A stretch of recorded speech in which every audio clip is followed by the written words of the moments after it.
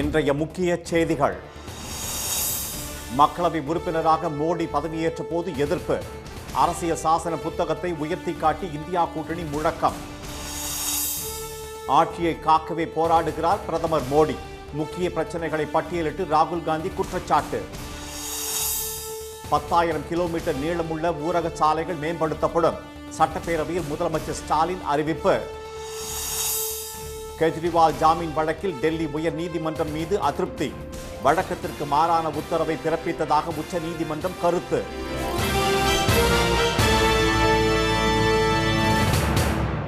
வணக்கம்.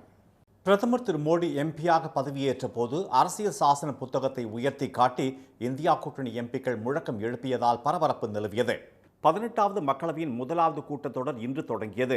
முன்னதாக குடியரசுத் தலைவர் மாளிகையில் இன்று நடைபெற்ற நிகழ்ச்சியில் தற்காலிக பேரவைத் தலைவராக தேர்ந்தெடுக்கப்பட்டுள்ள திரு பர்த்ருஹரி மகதாப்புக்கு குடியரசுத் தலைவர் திருமதி திரௌபதி முர்மு பதவி பிரமாணம் செய்து வைத்தார். பின்னர் பிரதமர் திரு மோடியும் திரு பர்த்ருஹரி மகதாப்பும் நாடாளுமன்ற வளாகத்திற்கு இணைந்து வந்தனர். அப்போது செய்தியாளர்களிடம் பேசிய திரு மோடி, இந்திய நாடாளுமன்ற ஜனநாயகத்தில் இன்று புதிய தொடக்கம் என்று கூறினார். நாடு விடுதலைக்கு பின்னர் முதல் முறையாக நாம் கட்டிய புதிய நாடாளுமன்ற கட்டிடத்தில் எம்பிக்கள் பதவியேற்க உள்ளதாக அவர் கூறினார். साथियों, संसदीय लोकतंत्र में आज का दिवस गौरवमय है. यह वैभव का दिन है. आजादी के बाद पहली बार हमारी अपनी. இதற்கிடையே நாடாளுமன்ற வளாகத்தில் இருந்த காந்தி சிலை வேறு இடத்திற்கு மாற்றப்பட்டதை கண்டித்து அந்த சிலை ஏற்கனவே இருந்த இடத்தில் இந்தியா கூட்டணி கட்சியினர் போராட்டத்தில் ஈடுபட்டனர். கையடக்க அரசியல் சாசன புத்தகத்தை உயர்த்தி பிடித்து போராட்டத்தில் ஈடுபட்ட காங்கிரஸ் தலைவர் திரு மல்லிகார்ஜுன கார்கே, மூத்த காங்கிரஸ் தலைவர் திருமதி சோனியா காந்தி உள்ளிட்ட இந்தியா கூட்டணி எம்பிக்கள் மத்திய அரசுக்கு கடும் கண்டனம் தெரிவித்தனர்.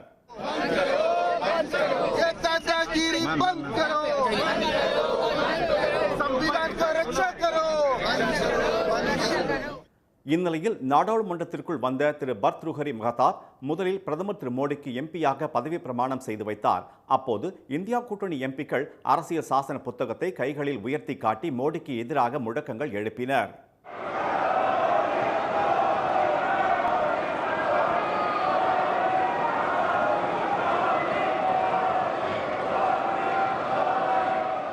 இதேபோல் மத்திய கல்வி அமைச்சர் திரு தர்மேந்திர பிரதானுக்கு பதவி பிரமாணம் செய்து வைத்த போதும் நீட் தேர்வு முறைகேடுகளை சுட்டிக்காட்டி இந்தியா கூட்டணி கட்சி எம்பிக்கள் முழக்கங்கள் எழுப்பினர்.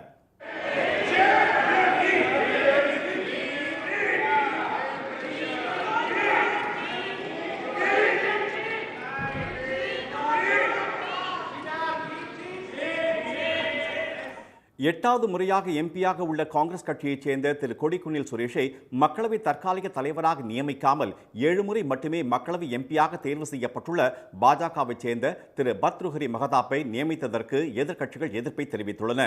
அதனை வெளிப்படுத்தும் விதமாக புதிய எம்பிக்களுக்கு பதவி பிரமாணம் செய்து வைப்பதற்கு தற்காலிக தலைவருக்கு உதவ துணைத் தலைவர்களாக நியமிக்கப்பட்டிருந்த திரு கொடிக்குன்னில் சுரேஷ், திமுகவின் திரு TR பாலு, திரிணாமுல் காங்கிரசின் திரு சுதீப் பந்தோபாத்யாயா ஆகியோர் அந்த பொறுப்புகளை ஏற்காமல் புறக்கணித்தனர். எனினும் முதல் நாளான இன்று மகாராஷ்டிரா உள்ளிட்ட மாநிலங்களைச் சேர்ந்த 280 எம்பிக்களுக்கு இன்று திரு பர்த்ருஹரி மகதாப் பதவி பிரமாணம் செய்து வைத்தார். தமிழ்நாட்டின் 39 எம்பிக்கள் உள்ளிட்ட எஞ்சிய எம்பிக்கள் நாளை பதவியேற்க உள்ளனர். முதல்வரின் கிராம சாலைகள் மேம்பாட்டு திட்டத்தின் கீழ் 4000 கோடி ரூபாய் மதிப்பீட்டில் 10,000 கிலோமீட்டர் நீளமுள்ள ஊரக சாலைகள் மேம்படுத்தப்படும் என்று முதலமைச்சர் திரு மு க ஸ்டாலின் அறிவித்துள்ளார். சட்டப்பேரவையில் இன்று விதி 110 கீழ் அறிக்கை ஒன்றை வாசித்த அவர், திமுக ஆட்சியில் நகரம் கிராமம் என்ற வேறுபாடு இல்லாமல் சாலை மேம்பாட்டு செய்து வருவதாகவும், கிராம ஊராட்சி மற்றும் ஊராட்சி ஒன்றிய சாலைகள் கிராமப்புற மக்களின் பொருளாதார வளர்ச்சிக்கு வித்திட்டு வறுமையை ஒழிப்பதில் முக்கிய காரணியாக உள்ளதாகவும் தெரிவித்தார். தமிழ்நாட்டில் 1,38,000 கிலோமீட்டர் நீளமுள்ள கிராம ஊராட்சி சாலைகள் உள்ளதாக தெரிவித்த திரு ஸ்டாலின், வரும் 2 ஆண்டுகளில் கூடுதலாக 10,000 கிலோமீட்டர் நீளமுள்ள சாலைகள் மேம்படுத்தப்படும் என்று கூறினார். கடந்த 3 ஆண்டுகளில் மொத்தம் 16,596 கிலோமீட்டர் நீளமுள்ள சாலைகள் மற்றும் 425 உயர்மட்ட பாலங்கள் அமைக்க திட்ட அனுமதி வழங்கப்பட்டுள்ளது. வருகின்ற 2 ஆண்டுகளில் முதல்வரின் கிராம சாலை மேம்பாட்டு திட்டத்தின் மூலம் கூடுதலாக மேலும் 10,000 கிலோமீட்டர் நீளமுள்ள ஊரக சாலைகள் 4,000 கோடி ரூபாய் மதிப்பீட்டில் மேம்படுத்தப்படும். கடந்த 3 ஆண்டுகளில் 16,596 கிலோமீட்டர் நீளமுள்ள சாலைகள் மற்றும் 425 உயர்மட்ட பாலங்கள் அமைக்க திட்ட அனுமதி வழங்கப்பட்டுள்ளதாக திரு ஸ்டாலின் கூறினார். இதன் மொத்த மதிப்பு 9,324 கோடியே 49 லட்சம் ரூபாய் என்றும் இந்த திட்டங்களை தொடர்ந்து செயல்படுத்த போவதாகவும் அவர் தெரிவித்தார். பெரும்பான்மை கிடைக்காததால் ஆட்சியை காப்பாற்றுவதிலேயே பிரதமர் திரு மோடி கவனம் செலுத்தி வருவதாக கூறியுள்ள காங்கிரஸ் எம்பி திரு ராகுல் காந்தி, முக்கிய பிரச்சனைகளுக்கு பதில் அளிக்காமல் இந்த முறை அவர் தப்பிக்க முடியாது என்றும் தெரிவித்துள்ளார். இது தொடர்பாக எக்ஸ் தளத்தில் பதிவிட்டுள்ள அவர், தேசிய ஜனநாயக கூட்டணி ஆட்சி அமைந்த முதல் 15 நாட்களில் 10 முக்கிய பிரச்சனைகள் ஏற்பட்டுள்ளதாக பட்டியலிட்டுள்ளார். மேற்கு வங்கத்தில் நடைபெற்ற பயங்கர ரயில் விபத்து, காஷ்மீரில் தீவிரவாதிகள் தாக்குதல், அடிப்படை வசதிகள் இல்லாததால் ரயில்களில் பயணிகள் சந்திக்கும் அவலங்கள், நீட் முறைகேடு, முதுநிலை நீட் தேர்வு ரத்து, யுஜிசி நெட் தேர்வு வினாத்தாள் கசிவு ஆகியவற்றை அவர் பட்டியலிட்டுள்ளார். மேலும் அத்தியாவசிய பொருட்களான பால், பருப்பு வகைகள், சமையல் எரிவாயு விலை அதிகரித்துள்ளதாக குறிப்பிட்டுள்ள திரு ராகுல் காந்தி, காட்டுத்தீ, தண்ணீர் பிரச்சனை, வெப்ப அலையால் உயிரிழப்பு உள்ளிட்ட பிரச்சனைகள் திரு மோடி அரசின் முன்பு வரிசை கட்டி நிற்பதாக தெரிவித்துள்ளார். இந்த பிரச்சனைகளை பலம் வாய்ந்த இந்தியா கூட்டணி நாடாளுமன்றத்தில் எழுப்பி மக்களின் குரலாக மத்திய அரசுக்கு அழுத்தத்தை அளிக்கும் என்று தெரிவித்துள்ள அவர், இவற்றுக்கு பதில் அளிக்காமல் திரு மோடி தப்பிக்க விட மாட்டோம் என்று கூறியுள்ளார். அதே சமயம் போதிய பெரும்பான்மை இல்லாமல் கூட்டணி ஆட்சி அமைத்துள்ள திரு மோடி உளவியல் ரீதியாக பின்னடைவை சந்தித்துள்ளதால் ஆட்சியை காப்பாற்றுவதிலேயே கவனம் செலுத்தி வருவதாகவும் திரு ராகுல் காந்தி சாடியுள்ளார். டெல்லி முதலமைச்சர் திரு அரவிந்த் கெஜ்ரிவாலுக்கு உயர்நீதிமன்றம் விதித்த தடையை நீக்க மறுத்துள்ள உச்சநீதிமன்றம் டெல்லி உயர்நீதிமன்றத்தின் செயல்பாட்டுக்கு அதிருப்தி தெரிவித்துள்ளது. டெல்லி அரசின் மதுபான கொள்கை முறைகேடு வழக்கில் விசாரணை நீதிமன்றம் திரு கெஜ்ரிவாலுக்கு ஜாமீன் வழங்கிய நிலையில் அவர் விடுதலையாவதற்கு சில மணி நேரம் முன்பு அமலாக்கத்துறையின் மேல்முறையீட்டு மனுவை விசாரணைக்கு ஏற்ற டெல்லி உயர்நீதிமன்றம் விசாரணை நீதிமன்றம் வழங்கிய ஜாமீனுக்கு இடைக்கால தடை விதித்தது. இந்த வழக்கில் ஓரிரு நாட்களில் தீர்ப்பு வழங்கப்படும் என்றும் நீதிபதிகள் அறிவித்தனர். இதனால் திரு கெஜ்ரிவால் விடுதலையாவதில் சிக்கல் ஏற்பட்டது. இந்த உத்தரவை எதிர்த்து திரு கெஜ்ரிவால் தரப்பில் உச்சநீதிமன்றத்தில் நேற்று மேல்முறையீடு செய்யப்பட்டது. இந்த மனுவை இன்று அவசர வழக்காக விசாரித்த உச்சநீதிமன்ற நீதிபதிகள் திரு மனோஜ் மிஸ்ரா மற்றும் திரு SVN பாட்டி ஆகியோர் உயர்நீதிமன்ற உத்தரவின் முழு விவரம் கிடைத்த பின்னரே மேல்முறையீட்டு மனு மீது முடிவெடுக்கப்படும் என கூறினர். ஜாமீனுக்கு தடை விதித்த தீர்ப்பு விவகாரத்தில் தீர்ப்பை ஒத்திவைத்திருக்க கூடாது என்று சுட்டிக்காட்டிய அவர்கள் உடனடியாக வழங்கப்பட்டிருக்க வேண்டுமென தெரிவித்தனர். அப்போது குறுக்கிட்ட கூடுதல் சொலிசிட்டர் ஜெனரல் திரு SV ராஜு, கெஜ்ரிவாலுக்கு வழங்கப்பட்ட ஜாமீனை நிறுத்தி வைத்துள்ள டெல்லி உயர்நீதிமன்றம் இந்த விவகாரத்தில் இன்னும் ஓரிரு நாட்களில் தீர்ப்பு அளிக்க உள்ளதாக தெரிவித்தார். இதையடுத்து உயர்நீதிமன்றத்தின் உத்தரவு வரும் வரை காத்திருப்போம் என நீதிபதிகள் தெரிவித்தனர்.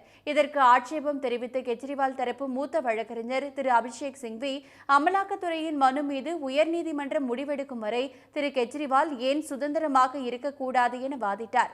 முதலமைச்சருக்கு சாதகமாக ஜாமீன் உத்தரவு உள்ளது என்றும் அவர் ஒன்றும் வெளிநாட்டுக்கு தப்பி ஓடிவிடப் போவதில்லை என்றும் கூறினார். இதையடுத்து வழக்கின் விசாரணை நாளை மறுநாளுக்கு ஒத்திவைக்கப்பட்டது. சாதிவாரி கணக்கெடுப்பை மத்திய அரசு விரைந்து நடத்த கோரி சட்டமன்றத்தின் நடப்பு கூட்டத்தொடரில் தீர்மானம் கொண்டுவரப்பட உள்ளதாக முதலமைச்சர் திரு MK ஸ்டாலின் தெரிவித்துள்ளார்.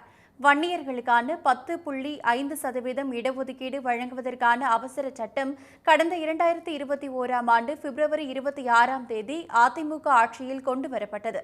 இதையடுத்து அதற்கான அரசாணை புதியதாக பொறுப்பேற்ற திமுக ஆட்சியில் கடந்த 2021 ஜூலை 26ஆம் தேதி பிறப்பிக்கப்பட்டது. எனினும் இது தொடர்பான வழக்குகளை விசாரித்த உச்சநீதிமன்றம் இந்த இடஒதுக்கீட்டை ரத்து செய்து உத்தரவிட்டது.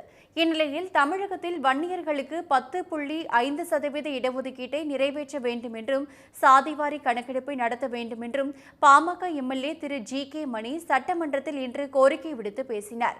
அவருக்கு பதிலளித்து பேசிய சட்டத்துறை அமைச்சர் திரு ரகுபதி, முந்தைய ஆட்சியில் சரியான தரவுகள் இன்றி இடஒதுக்கீடு கொடுக்கப்பட்டதால் உயர்நீதிமன்றமும் உச்சநீதிமன்றமும் 10.5% வன்னியர் இடஒதுக்கீட்டை ரத்து செய்து விட்டதாகவும், எனவே கல்வி, வேலைவாய்ப்பு, பொருளாதாரம் குறித்த தரவுகளை திரட்ட ஓய்வு பெற்ற நீதிபதி பாரதிதாசன் பாரதிதாசன் தலைமையில் ஆணையம் அமைக்கப்பட்டுள்ளதாகவும் தெரிவித்தார். அப்போது குறுக்கிட்டு பேசிய முதலமைச்சர் திரு மு.க.ஸ்டாலின், இதற்கு நல்ல தீர்வு காண வேண்டும் என்றால் மத்திய அரசு மக்கள் தொகை கணக்கெடுப்புடன் சாதிவாரி கணக்கெடுப்பை விரைந்து நடத்த வேண்டும் என கூறினார். மேலும் இதனை வலியுறுத்தி நடப்பு சட்டமன்ற கூட்டத்தொடரிலேயே ஒரு தீர்மானத்தை கொண்டுவர முடிவு செய்துள்ளதாகவும் அதற்கு பாமக ஆதரவு தர வேண்டும் என்றும் கேட்டுக்கொண்டார். இந்த பிரச்சனைக்கு ஒரு நல்ல தீர்வு காண வேண்டும் என்று சொன்னால் சாதி வாரியான மக்கள் தொகையினுடைய கணக்கெடுப்பு ஒன்றிய அரசால் விரைந்து எடுக்கப்பட வேண்டும். அதற்காக இந்த கூட்டத்தொடரிலேயே கூட்டத்தொடரிலேயே ஒரு தீர்மானத்தை கொண்டு வரலாம் என்று நாங்கள் முடிவு செய்திருக்கிறோம். நாடு முழுவதும் சாதிவாரி கணக்கெடுப்பு நடத்தினால் மட்டுமே தனி இடஒதுக்கீடு சாத்தியம் என்றும், பீகார் மாநிலத்தில் இதுபோல் கணக்கெடுப்பு நடத்தப்பட்ட நிலையில் அதனை நீதிமன்றம் ரத்து செய்துள்ளது என்றும் முதலமைச்சர் சுட்டிக்காட்டினார். இதையடுத்து பேசிய அமைச்சர் திரு சிவசங்கர், இடஒதுக்கீடு கோரி போராட்டத்தில் ஈடுபட்ட வன்னியர்களை காகம் குருவிகளை போன்று சுட்டுக் கொன்ற அதிமுகவுடன் பாமக கூட்டணி வைத்ததாகவும், சமூக நீதிக்கு எதிரான பாஜகவுடனும் கூட்டணி அமைத்துள்ளதாகவும் குற்றம் சாட்டினார். ஆனால் இந்த இடஒதுக்கீடு போராட்டத்திற்கு எதிராக போராட்டம் நடந்தபோது காக்கை குருவி போல் சுட்டுக் கொன்றது யார் என்பதை மறந்துவிட்டு அவர்களோடு கூட்டணி அமைத்தீர்கள். 20% கொடுத்த திராவிட முன்னேற்ற கழகத்தையும் எதிரியாக காட்டினீர்கள். இந்த நாடாளுமன்ற தேர்தலில் அந்த 10% கொடுத்த அதிமுகவையும் கைவிட்டு விட்டீர்கள். எந்த சமூக நீதிக்கு எதிராக இருக்கிறதோ அந்த பாரதிய ஜனதாவோடு கைகோர்த்து இருக்கிறீர்கள்.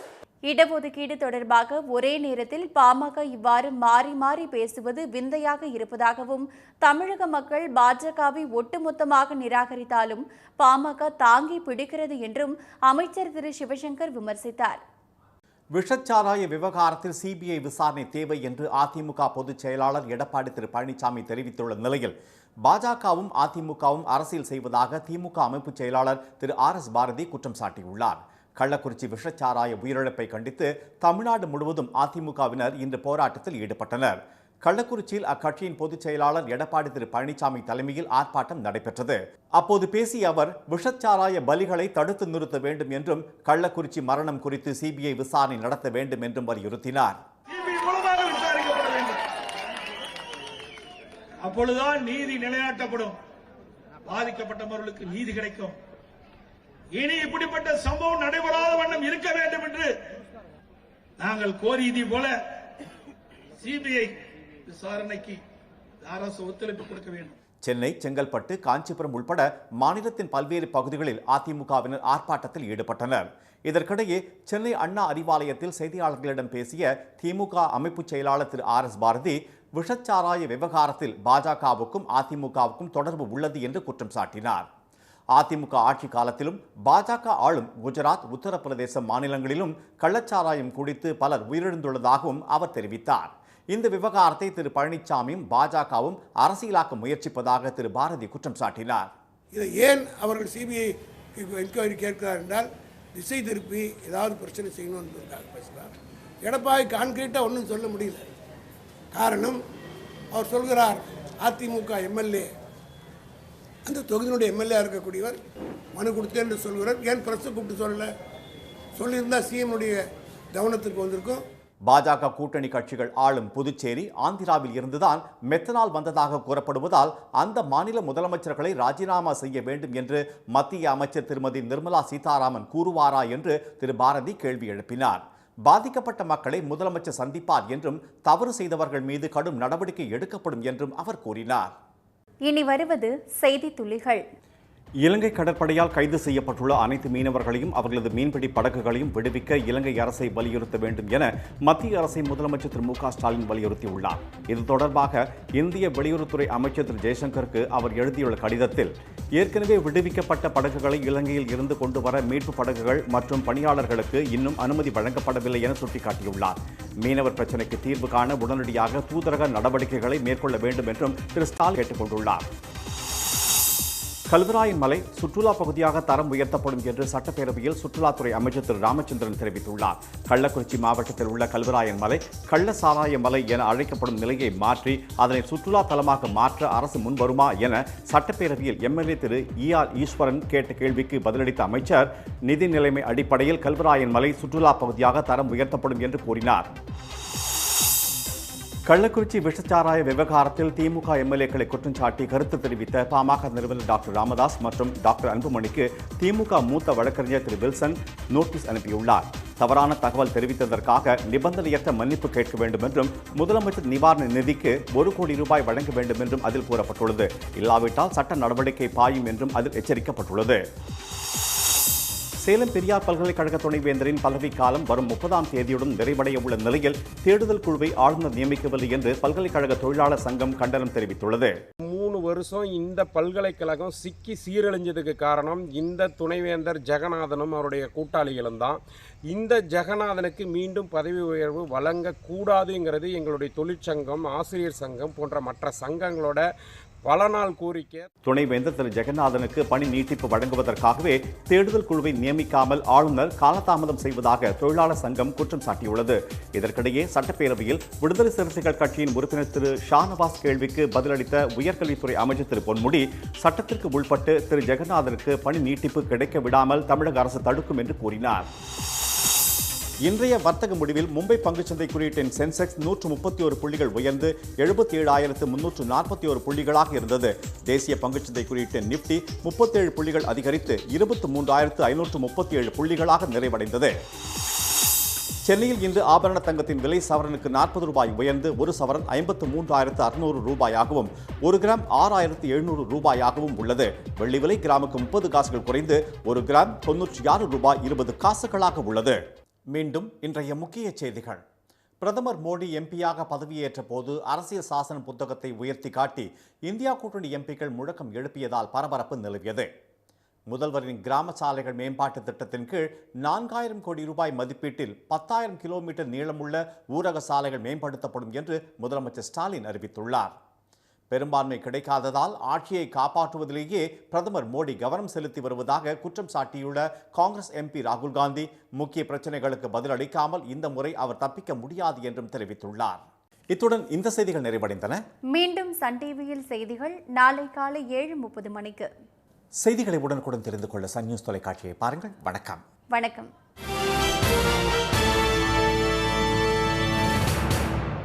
உடனுக்குடன் செய்திகளை தெரிந்து கொள்ள சன் நியூஸ் பெல் ஐகானை கிளிக் பண்ணுங்க.